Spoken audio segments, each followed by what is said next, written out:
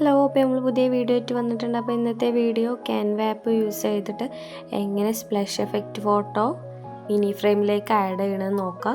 അപ്പോൾ നമ്മൾ splash effect photo edit ചെയ്യുന്ന വീഡിയോ കാണിച്ചിട്ടുണ്ടായിരുന്നു.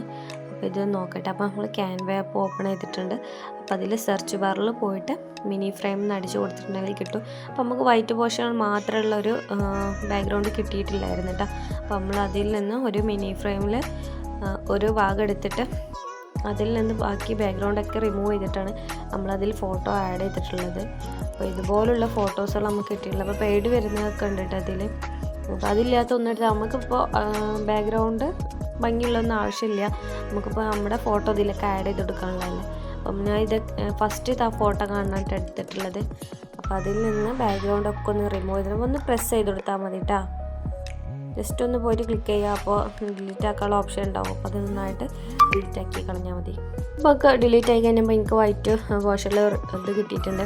അപ്പോൾ ഞാൻ അടിയിൽ ഗാലറി ഉണ്ട്, താഴോട്ട് പോയി വയ്ക്കാൻ മതി. അപ്പോൾ അതിൽ ഗാലറി ഉണ്ട്. അപ്പോൾ ഗാലറി പോയിട്ട് അതിൽ ഒരു ഫോട്ടോ ആഡ് ചെയ്ത് കൊടുക്കുന്നുണ്ട് കേട്ടോ.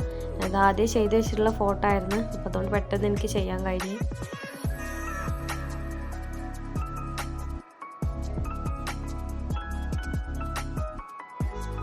ബാക്ക്ഗ്രൗണ്ടും വൈറ്റ് ആയതുകൊണ്ടും പിന്നെ സ്പ്ലാഷ് എഫക്റ്റ് കൊടുത്തതും വൈറ്റ് ആയതുകൊണ്ട് എനിക്കത്ര ബുദ്ധിമുട്ടായിട്ടില്ല ചെയ്ത് കൊടുക്കാൻ.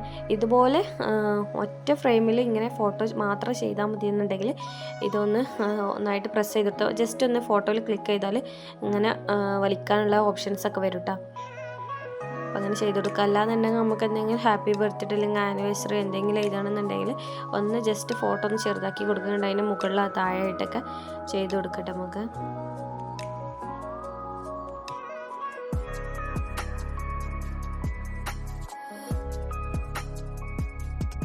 അപ്പോൾ അടിയിൽ ടെക്സ്റ്റ് പറഞ്ഞിട്ടുള്ളൊരു ഓപ്ഷൻ ഉണ്ട് വന്നിട്ട്. അപ്പോൾ നമുക്കതിൽ ടൈപ്പ് ചെയ്ത് കൊടുക്കാനുള്ളത്. അപ്പോൾ ഞാനിതിൽ ഹാപ്പി ബർത്ത്ഡേ എന്ന് എഴുതി കൊടുക്കുന്നുണ്ട്.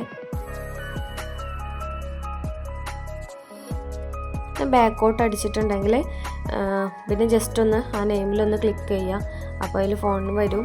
അപ്പോൾ അത് പോയിട്ട് ക്ലിക്ക് ചെയ്തിട്ടുണ്ടെങ്കിൽ അതിൽ ഒരുപാട് മോഡൽസ് വരുന്നുണ്ട് കേട്ടോ. പെയ്ഡുള്ളതും വരുന്നുണ്ട്, പെയ്ഡില്ലാത്തതും വരുന്നുണ്ട്. പെയ്ഡില്ലാത്ത നോക്കിയിട്ട് വേണം എടുക്കാൻ. പെയ്ഡുള്ളത് എടുത്തിട്ടുണ്ടെങ്കിൽ നമുക്കത് സേവ് ചെയ്യാൻ കഴിയില്ല കേട്ടോ ഗാലറിയിലോട്ട്. ഇതുപോലെ ചെയ്തിട്ട് മേലോട്ട് വെച്ച് കൊടുക്കുന്നുണ്ട്. അപ്പോൾ അതുപോലെ ജസ്റ്റ് ഒന്ന് നെയിമിൽ ക്ലിക്ക് ചെയ്തിട്ടുണ്ടെങ്കിൽ നമുക്കത് മേലോട്ട് വലിക്കാൻ കഴിയും കേട്ടോ.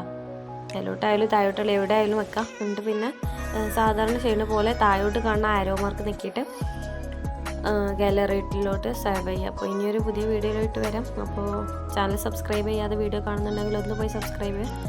Okay, by.